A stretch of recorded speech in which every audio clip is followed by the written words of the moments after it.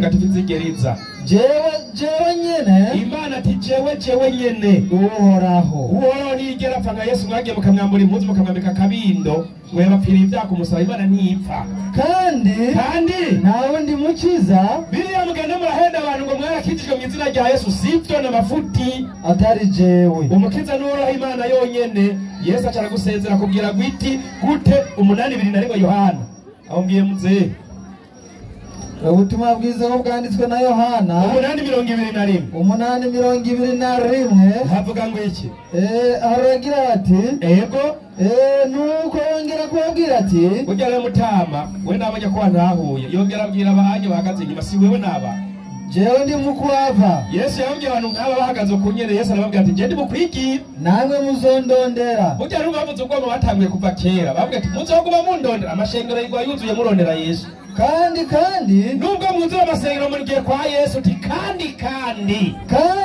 yego muzopfira mu vyaha vyanyu namwe ngo yarabapfire muzobipfira ngo mugibahame muzobavyumvise ngo muzogira gute mwico Yesu avuze ngo iki ngo muzopfira muki muzopfira mu vyaha vyacu none nico tubona kubariye ati usambanye ni Yesu agwara umugera ngoya wivyo baha Yesu ngoya kumbe muzogira gute nukubipfira bago tube kuvyihanganira nico gituma Yesu yazabigisha ati rimwihane ko bwami bw'ijuru buri atubwira ati ntimuzi ko murashanye muri harya ahosha rero ariko abantu nabo biratunanira kwihangana munanirwa n'iki ukwihangana kwa twebwe abantu kuratunanira gute ukwiye gutabwaho tunanira tuba dukurikiza ibyageze erega kwihangana kurabananira mugaca mukurikira inyigisho z'abantu ngo reka ngo Yesu yaragupfiriye ngo haleluya wamena yagupfiriye byaye ko bizobizira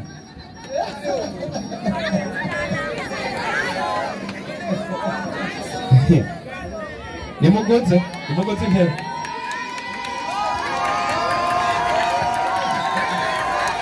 ndabaramukije mwese kandi nabasabye mutekane kuko uyu mupapa ari ngaha biragaragara ko mwese abarusha kwizera kuko niwe yemeye kuza ngaha mwese mwatinye kuza ngaha camurika kuvuza iki induru kuko iyo muza kugira ico muvuga mwari kuza ngaha nukuvuga ko rero mutama ndabashimiye cyane ukuntu mwatunganije iri koraniro ni vyiza cyane kwigisha abantu no kubatahuza ivyo mwemera canke ivyo abandi batagira gute batemera wavuze ijambo uravuga ati mwebwe uwo Yesu musenga mwita Imana mwabikuye hehe niki kibibatuma hanyuma ndizera ko tugomba tuyage kandi tuyage ivy'Imana none uyu mutama yaricaye ngaha byukuri muramwemeje neza ko Yesu adasengwa Yesu atari Imana mbega ivyo muvuga mubikurahe ndakwishura angana cyabana urakoze cyane uwo mutama turamwemeje ko Yesu atari Imana yego icyatumye tubimwemeza ni ku majambo ya Yesu nyene sawa Yesu yivugiye amajambo wenyene ubwiwe muri Yohana 10:3 tubabwiza kwanditswe na Yohana 10:3 ubu ni bwo bugingo budashira Yesu yabwiye abantu kugira ngo baronke ubugingo badashira bitondera ibintu bikomeye wiki ko bamenya wewe ko abantu bose bamenya iyo wewe Imana yonyene y'ukuri n'uwo Imana yatumye Yesu Kristo twebwe twemera ko ari intumwa y'Imana Yesu yatumwe n'Imana ari intumwa y'Imana ikigira kabiri Yesu nakwiye gusengwa kubera ibibazo bibiri ingempezi nanyarutse kuko ujubanza neza nanyarutse gose Yesu nashobora gusengwa kubera nawe byagenze gute nawe yasenga Imana Matayo 10:5 ubutumwa bwiza bwanditswe na Matayo 10:5 14 na rimwe 11 3:5 11 3 2:5 sorry. Muri ico gihe Yesu aravuga ati ndaguhimbaza data mwami w'ijoro n'isi. Nico gituma tawosenga Yesu kuko Yesu wenyine ahimbaza umwami w'ijuru n'isi. Urumva Yesu nta butwara afise bwabo bwo mwijuru no mwisi, nta n'agacimbiri afise, arazi ko ari umwami w'ijuru n'isi. Ari nawe yaseye muhe murakoze cyane. Kuvyukuri akantu uvuze ata 28 16 hari akantu uvuze ngo umusomyi ngo afise mikoro yiwe n'umwarimu gwiwe ingwino umusigire mikoro hake tuze turaguza nta kibazo. none jewe ndorohereza abantu utore mikoro. Matayo 2:8-16 aragira ati yaranguri maze abigishwa 11 bazigarira ku musozi Yesu yabarangiye.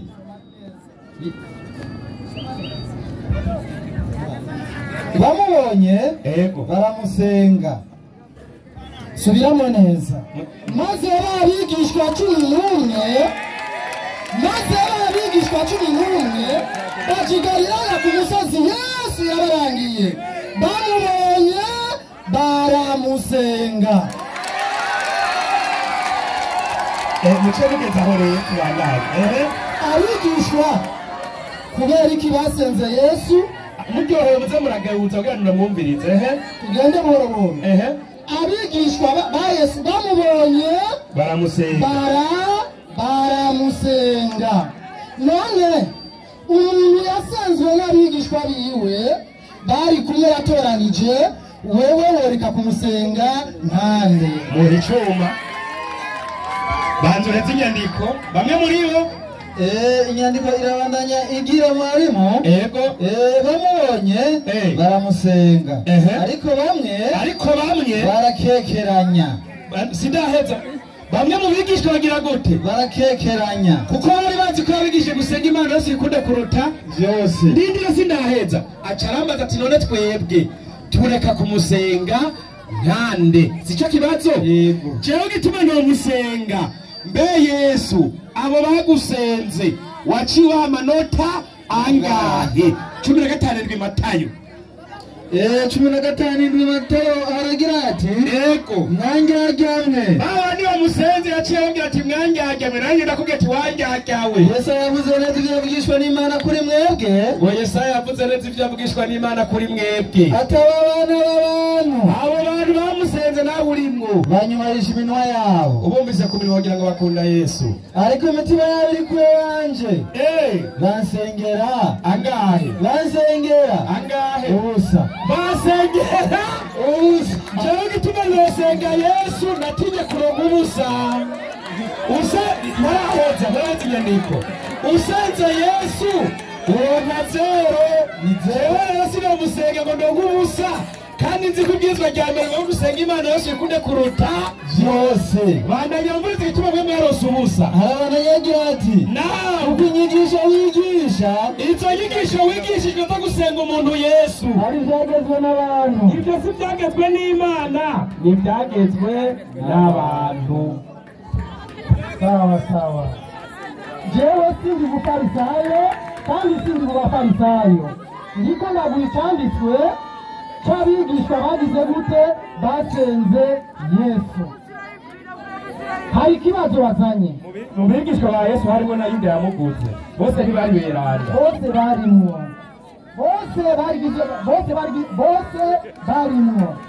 Jona gwa cyanditswe bamwe barase barakekeranije. umiriza nimba barakekeranije n'igihazuruka bamwe baragize gute barakekeranije. Nicyo gituma wowe uvuga ko isenga Imana yonyene sa, niyo uvuga yonyene sa Imana yonyene isa. Somera igitabo Itanguriro 1:26 1:26 Nyarutsa 1:36 yego rimwe mirongo ibiri na gatandatu baragira ati yego imana iravuga iti tureme umuntu mu ishusho yacu. yego nije natanze icyanditse. Imana iravuga iti tureme umuntu mu ishusho yayo. Tugenda buhoro mu ishusho yayo. Kuko umutamacire ngaha nasanze mwazingazinze murafata itu mushira ngaha. nawe zingurura. Ngoma zingurure rero. Imana iravuga iti tureme umuntu mu ishusho yacu ase natwe. Mbega abo baremye bari bangahe? reka nayibariza Imana mu mpera. mbe Mana mwari bangahe? 4:4 Yesaya. Sawa twende. Imana ibyikubwira si jewe ni Imana. Yesaya 4:2. Naam. Haragira ati hagera kwiki 4:2. yego uku niko waragize umucunguzi wawe. Wakubumbye ukiri mu nda. Ati ni jewe urondema byose. Ntabwo ijuru ndi umwe. Imana ati je nari jenyene nari umwe. Ngaranzura isi. Imana ikikubaza nawe tewe wavuze ngo tureme ngaranzura isi. Imana ati ngaranzura isi. Hariho twari kumwe. je hari n'umuntu n'umwe je Imana twari kumwe bandahanya. Indagu z'abanyabinyoma ndazihindura ubusa. abo bantu bazorapfumura ngo Imana yahoranye n'umuntu ngo abona bahindura ubusa. Abapfumu n'abateza ibisazi. abagare barapfumura ngo Imana ari kumwe n'undi muntu izobateza ibisazi nawe uragaba. Urakoze cyane. Yesaya 9:6. muhe Yesaya 9:6. Iyo Mana yariyo. yego muhe kuko mwera tuvukiye gaho umwana w'umuhungu. ubutware buzoba ku bitugu byiwe. azokwitwa umujenama umukama w'amahoro data wa twese ahoraho.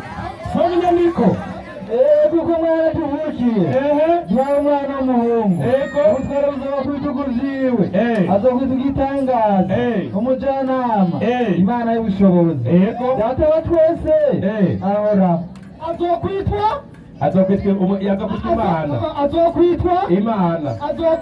Imana. Yariki nyene ubushobozi. none azokwitwa iki? nagira mvuze ko azoba azokwitwa Imana ariko ntazoba azoba iki? reka nyamura mwita Imana none niyo iki irabushobozi. aho nabigura mikoro mwita Imana rero niyo. Yohana 1:1. nawe ndagukurayo kuko mwana tuvukiye gaho umwana. Yohana 1:1 uko jambo yinduye umuntu ni Yesu Kristo. ubwa mbere na mbere jambo yaro kandi jambo yaronye ni Imana kandi uwo jambo yari Imana. Nukuvuga none ko mwivyirengagiza mugize gute mubizi. none nivyo uko jambo yinduye umuntu ninde? uko jambo yinduye umuntu ngo ninde? Uko jambo yinduye ninde? umubiri ninde? ni Yesu. yahoranye n'iki? Ni Imana. uko jambo yinduye umuntu ni Yesu. ninde? atarihindura umuntu yari iki? yari Imana. Imana irahinduka. Imana irahinduka. Imana zigira gute? irahinduka Imana. none wewe mubaze banza unyishure rero oya. Imana irahinduka. Maraki 3:6. Rindira.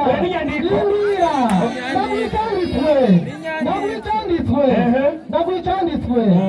uvuze ngo Imana irahinduka. Imana igira gute? ihinduka muri ibija mu bindi. akarore ihinduka muri ibija muki ija mu bindi. uko jambo yihinduye umuntu ni Yesu. yari iki? yari Imana. atarabi umuntu yari iki? yari iki? yahoranye n'iki? yari Imana. kandi yari iki? yari Imana. kandi yahoranye n'iki? n'Imana. bibaye bingahe? bibiri. muherere tugenda wewe ntunjane unjane buhoro basha. tugomba turabe kuko ngo ubwo butatubweranda ngo yaragorobeje. ubwo butatubweranda bantu nyumvirize turiko turaza kandi tugenda neza. uko jambo yihinduye umuntu ninde? ni Yesu. Ego.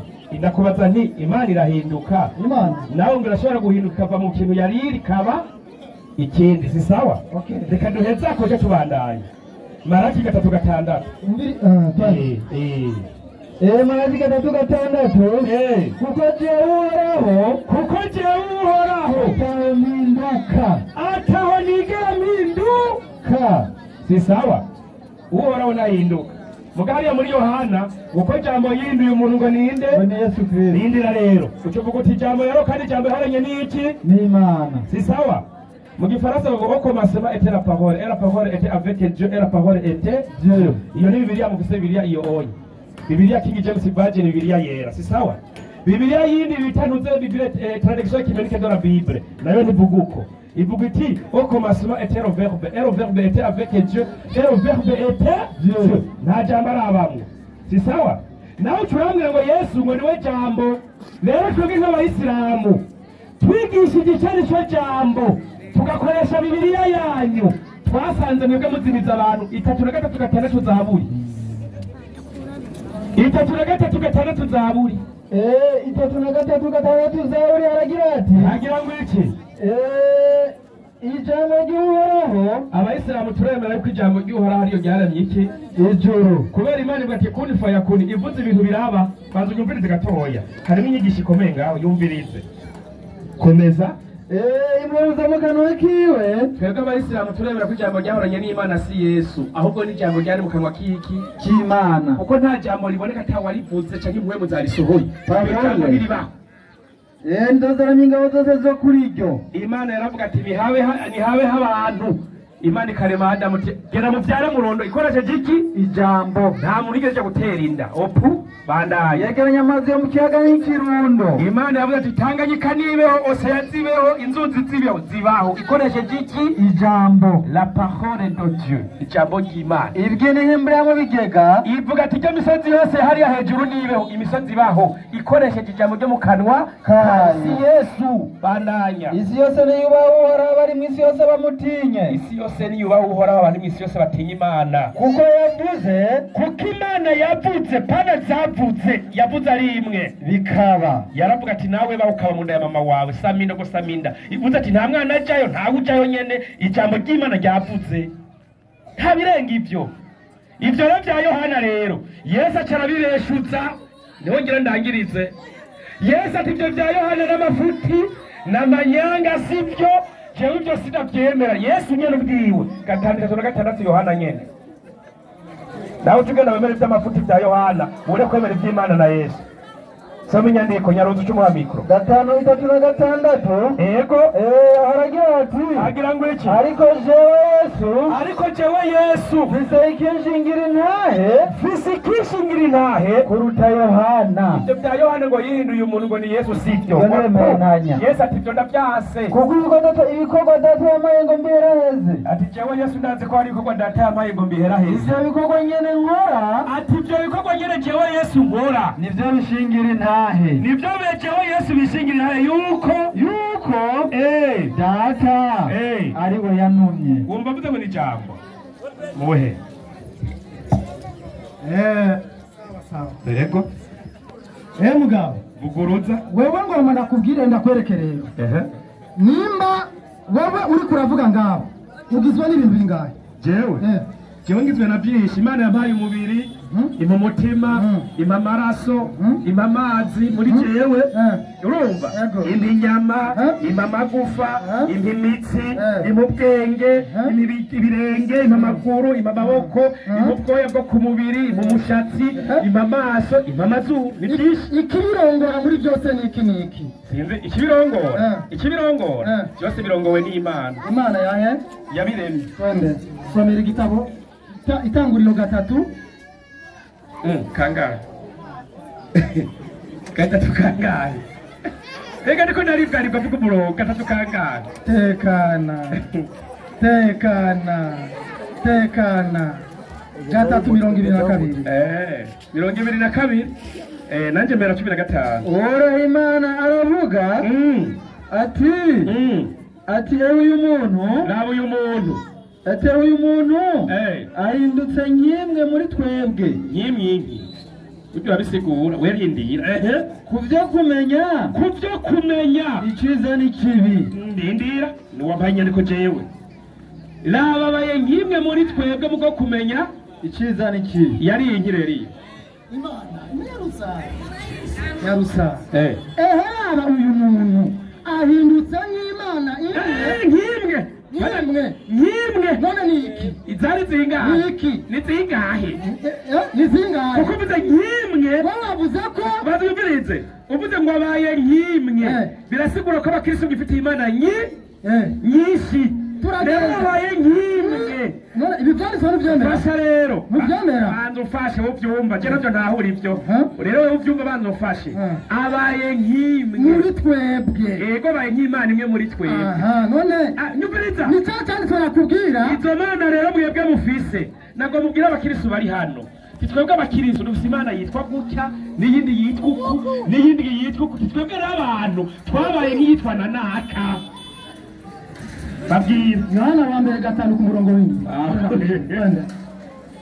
Yohana wa mbere 5 ku murongo w'indwi Yohana wa mbere 5 ku murongo w'indwi ntuwibagire uwo murongo 5:7 nama navuga ati burya abantu basenga imana imwe bagaharira hagira ati ntimubyiyumvire abayisilamu ngo nababaye nk'imwe muri twebwe kandi muhemu ndira urumva abakristo bararenganye ryabwirwa gusenga imana yose bikunde kuruta byose barifite gusenga imana nyinshi bagaca basa n'imwe muri zo amazoza barabivuga uko nyine tubagundura soma inyandiko kandi muhemu niwe abishingira intahe kandi muhemu niwe abishingira intahe kuko muhemu ari ukuri yego kuko muhemu imana iraboneka oya iraboneka oya sawa yesu baramubonye ntibamubonye inde yesu baramubonye ntibamubonye yavukiye ameza angahe 6 yasamwe na 6 acavuka mu 12 afisa 6 uko mubyigisha sinzi ko ari umuntu yesu yari umuntu cyangwa ni yari umuntu reka tumwibarize 840 Yohana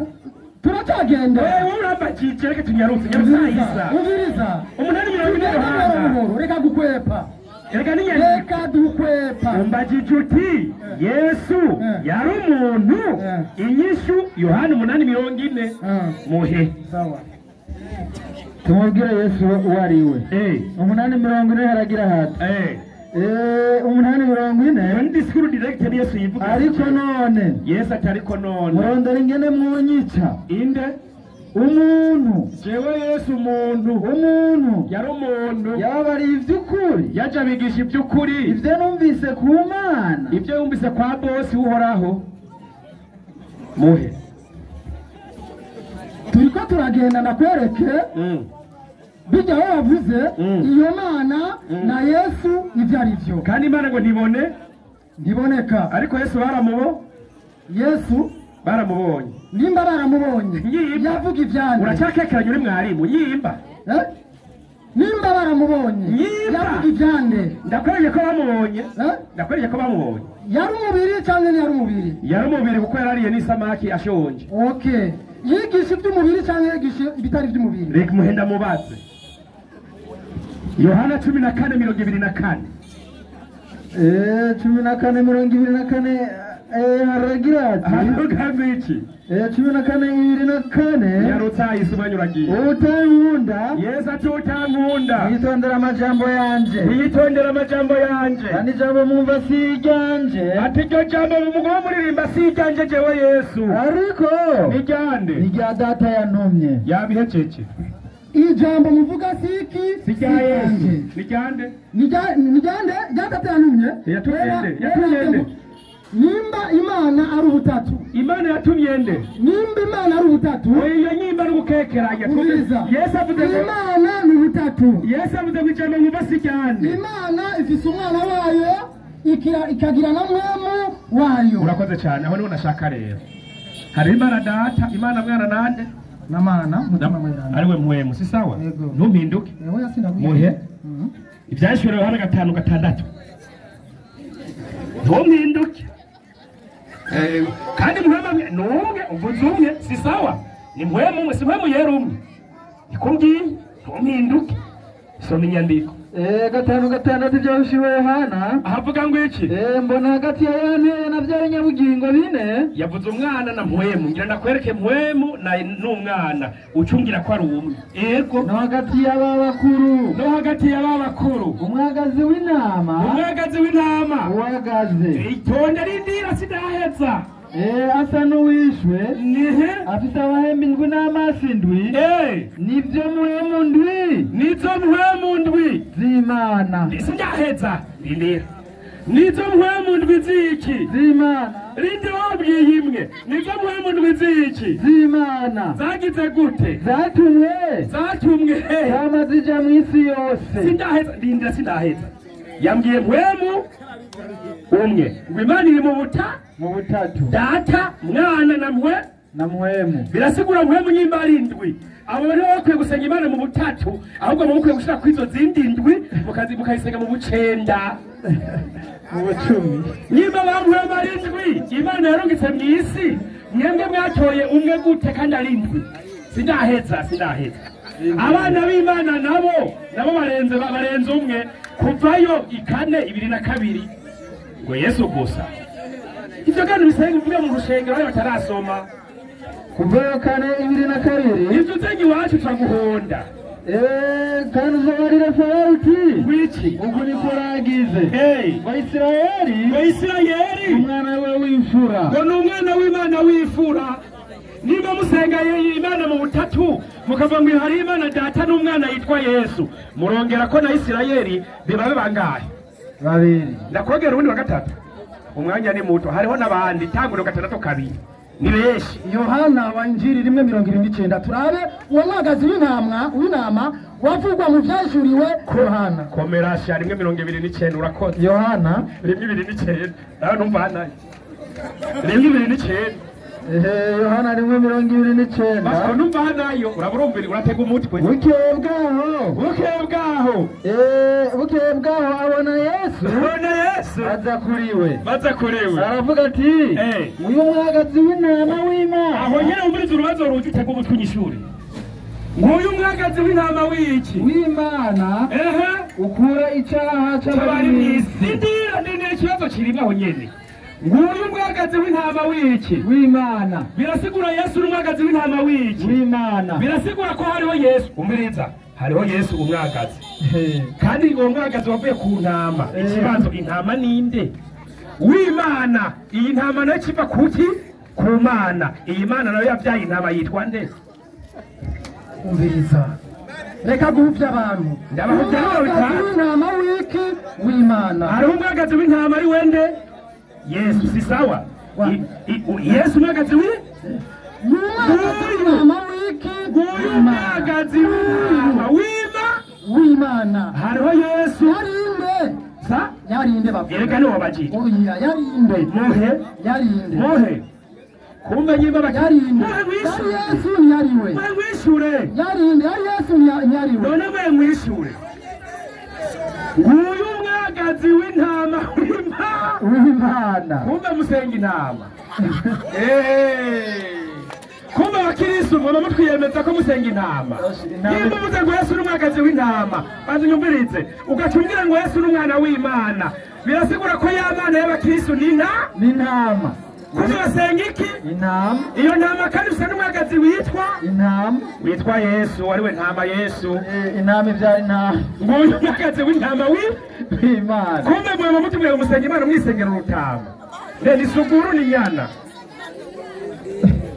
n'icumba murarurya kumbe ya Mana yari muranayirya niko avuze umviriza utahura neza icyanditse wambaye icyanditse cyo mu byashure Yohana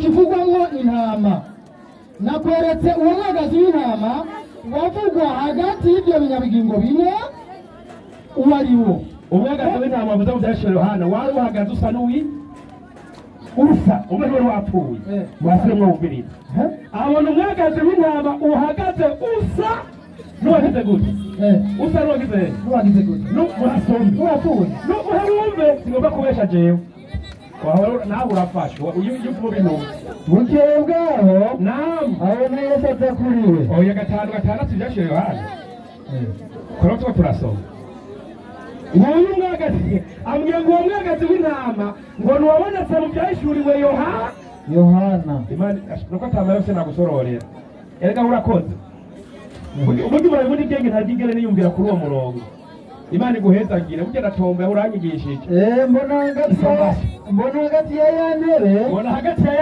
na bya binyabugingo bine no hagati ya ba bakuru y'ababakuru umwagazi w'intama ari we Yesu uhagaze asa n'uwishwe urumva ntiyigeze apfa ariko yabonetse ko yapfuye ku byumviro by'abakristo ariko ntiyari ya asa n'uwishwe urumva yari yapfuye bandanye afise amahembe indwi n'amaso indwi n'amaso indwi urumva cyari kiburirane bandanya niyo muhemu ndwi ngo nizo muhemu ndwi z'Imana nimba yari Yesu ngo yari afise muhemu zingahe indwi yani y'Imana musenga mukwiye kuyisenga muzi ko nizo muhemu zingahe indwi apana imwe ni Imana nuwo Yesu umwagazi afise muhemu yani no gusenga Imana mu bucenda yani hora data n'umwana arimo abantu indwi ushatu umunani n'uwo mwana nyene nice muzose uduhere ngo ubutatu bwerana mwana busuzugura buteye n'isoni ngo ubutatu bwerana ubu busuzuguritse musuzugura Imana ngo murindire y'ijuru ubwo ngo burya bwana bwawe butatu uba wagubashe mugakumana ngo ubutatu bweranda yani umuntu butatu ngo mugize iki ariko iyo Mana musuzugura no kumugora baravuga ngo kavutse udara ku Noheli wakana Yesu akana akana n'uruzingo ngo murarenda kubera kimwe bati umwana wo korona 19 Imana ivuga ko Mariya yabyaye umwana yitwa Yesu ntabwo wakana ngo kavutse ujya muratubabaza muri ko murasuzugura Yesu na akana akazingo imbere yuko ndamuha iryo jambo ryaje mu isi cyangwa niryaje mu isi ireke iryo jambo none mwemi nyumviriza ndamuha Yesu mu nyandiko ryaje muhumane gusoma jambo ryaje mu isi cyangwa niryaje mu isi none muhe Yohana 14:8 jewe ntamajambo yiwanje mu mutwe mvuga aya no kuri oya jewe ibyanditse 14:48 inyandiko iragira iti mwarumvise ko nababwiye nti Yesu yaravuze aya majambo ariko mutumva kwiyo nyandiko yarababwiye ati narababwiye nti ndagiye ariko asezera abigishwa yarababwiye ati jewe ndagiye ariko nzobagarukako Yesu aravuga ati ariko nzobagarukako iyo muba munkunda uburyo muba munkunda mwabigishwa banje namwe by'abantu muba munezerejwe nuko ngiye kwa data mwari kumva umunezero ko yandugiye ku Mana data kuko data ari wanduta ari wagira gute anduta aruta Yesu none iryo jambo rizi tubona bosi genda urindira genda ushikane yashikanye kuri barindira iryo jambo rero yarijanye no kuri bande 15:4 Matayo 15:4 buri zaho yatumye Matayo 15:4 yego hagira mwiki Yesu arabishura ati sinatuwe kuhandi ati nahandi ku isi natumye atari kuna mazazi y'ejo ya Isirayeli sinatume kwa Yakobo ku muryango wa Isirayeli imiryango 10 n'ingahe n'ibiri n'abigishwa bo muri Matayo 17:8 aca babwira ngo nzocira imanza imiryango 12 y'Abisirayeli naho yatumye